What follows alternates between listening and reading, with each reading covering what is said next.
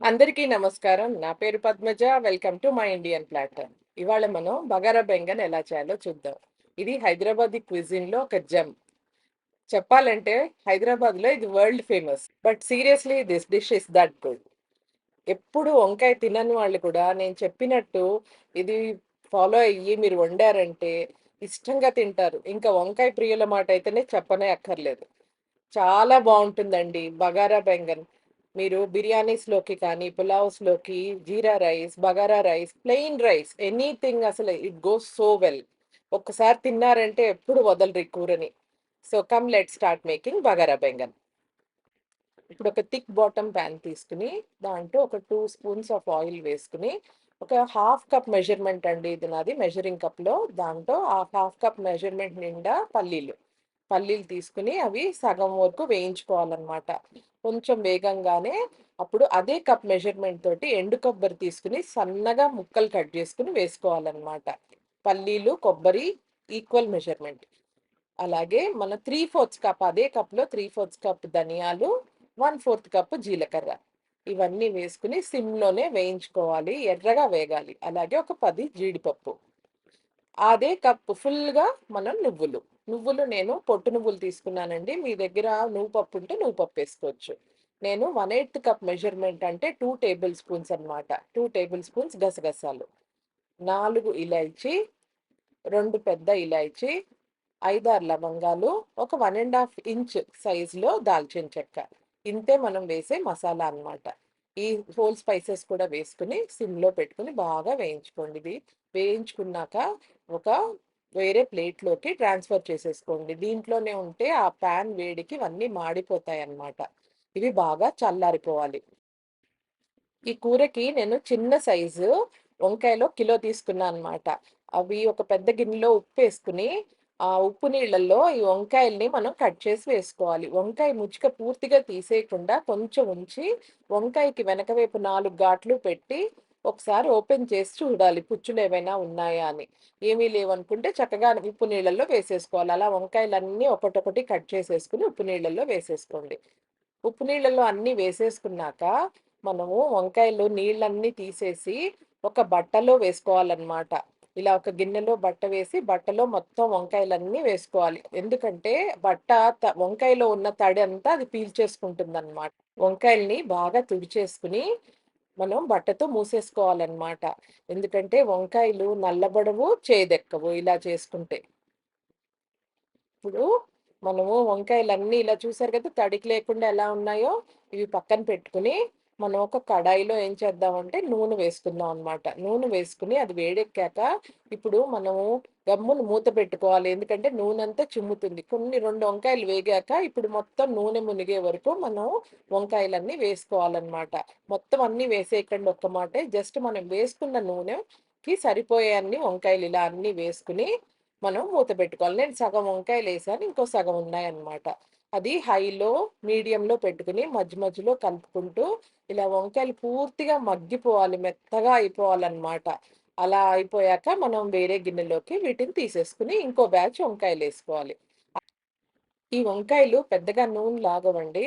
ఈ నూనెనే మనము ఈ కర్రీలోకి వాడుకోవచ్చు. మిగిలితే మనం వేరే కూరల్లో కూడా వాడుకోవచ్చు. ఇప్పుడు నేను ఆ నూనెనే వాడి, ఇప్పుడు 3 ఉల్లిపాయలు సన్నగా తరుక్కున్నాననమాట. ఆ తరుక్కున్న ఉల్లిపాయల్ని మనం బాగా వేయించుకోవాలి. గోల్డెన్ బ్రౌన్ వచ్చే వరకు అన్నమాట. అలాగే మన మసాలా కూడా చల్లారిపోయింది. ఇది మనం మిక్సీ జార్‌లో వేసుకొని, దీంతో పాటు గోల్డెన్ బ్రౌన్ వచ్చాయి కదా ఉల్లిపాయలు, వీటిలో 1/4 ఉల్లిపాయలని కూడా వేసుకొని, మనము నీళ్లు పోసుకొని మెత్తటి ముద్దలాగా గ్రైండ్ చేసుకోవాలి. చాలా సాఫ్ట్‌గా ఉండాలన్నమాట. స్మూత్‌గా ఉండాలి. మనం గ్రైండ్ చేసుకున్నది. బరుకుగా ఉండకూడదు.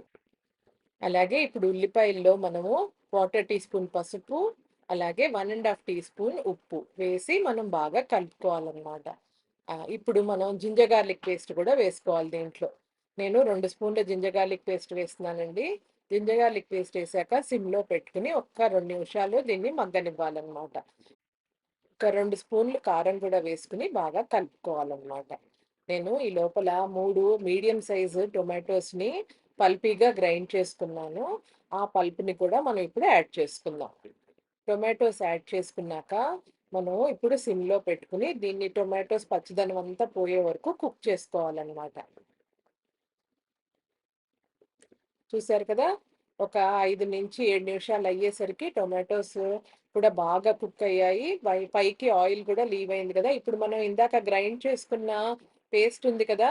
ఆ పేస్ట్‌ని కూడా ఇప్పుడు దీంట్లో వేసేసుకొని బాగా కలుపుకోవాలి. ఈ పేస్ట్ వేసాక మటుకు కూరని సిమ్‌లోనే పెట్టుకోవాలండి. బాగా కలుపుకోవాలి. ఎందుకంటే దీనికి అడుగంటే లక్షణాలు చాలా ఉంటాయన్నమాట.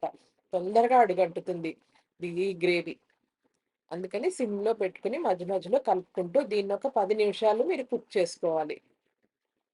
దీంట్లో ఇప్పుడేం చేస్తారంటే చింతపండు, అది ఎంత అంటే చిన్న నిమ్మకాయ సైజ్ చింతపండుని చిక్కగా గుజ్జు తీసుకొని, ఆ పల్పుని ఇప్పుడు యాడ్ చేసుకోవాలనమాట.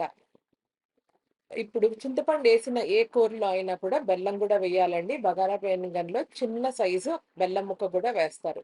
ఈ బెల్లం వేసేసరికి అన్ని ఫ్లేవర్స్ బయటకొస్తాయన్నమాట.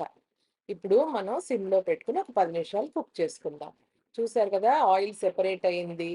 కూర గూడా బాగా ఉడికింది గ్రేవీ అన్నమాట. ఇప్పుడు మనం ఇందాక వంకాయలు వేయించి పెట్టుకున్నాం గదా! డీప్ ఫ్రై చేసుకున్న వంకాయల్ని ఇప్పుడు ఈ గ్రేవీలో వేసుకొని సిమ్‌లో పెట్టుకొని ఇంకొక 5-10 మినిట్స్ బాగా ఉడికించుకోవాలన్నమాట.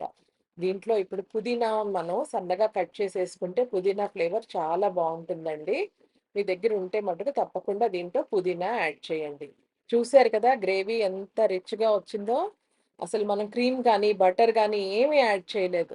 మనం వేసిందేంటంటే పల్లీలు, కొబ్బరి, నువ్వులు, గసగసాలు అన్నమాట. మనం యాడ్ చేసిన రేషియోస్, మనం చేసిన విధానంతోటే ఈ గ్రేవీకి ఇంత రిచ్‌నెస్ వస్తుంది. అసలు బగారా బెంగన్‌కి మెయిన్ హైలైటే గ్రేవీ అండి. కూర కూడా రెడీ అయిపోయింది. ఇప్పుడు మనం కొత్తిమీరతో గార్నిష్ చేసుకొని, మనం వేరే డిష్‌లోకి దీన్ని తీసుకుందాం. ఇప్పుడు తాలింపు గరిటెలోకి ఒక 2 స్పూన్స్ ఆయిల్ తీసుకొని, దాన్ని హీట్ చేసుకొని, అది స్టవ్ ఆఫ్ చేసేసి, ఆ నూనె కొంచెం వేడిగా ఉండగానే రెడ్ చిల్లీ పౌడర్ వేసుకొని, ఆ చిల్లీ ఆయిల్‌ని కనుక పైన ఇలా గార్నిష్ చేసుకున్నామనుకోండి, అచ్చు మనకి పెళ్ళిళ్ళల్లో, తర్వాత రెస్టారెంట్స్‌లో మనకి బగారా బెంగన్ ఎలా వాళ్ళు సర్వ్ చేస్తారో అలాగే ఉంటుందండి చూడ్డానికి. టేస్ట్ అయితే ఇంకా అమోఘంగా ఉంటుంది. సో, మీ అందరూ తప్పకుండా ట్రై చేసి, మీకు ఈ డిష్ నచ్చినట్టయితే, please like, share and subscribe to my channel for more such videos and thank you for watching my Indian platter.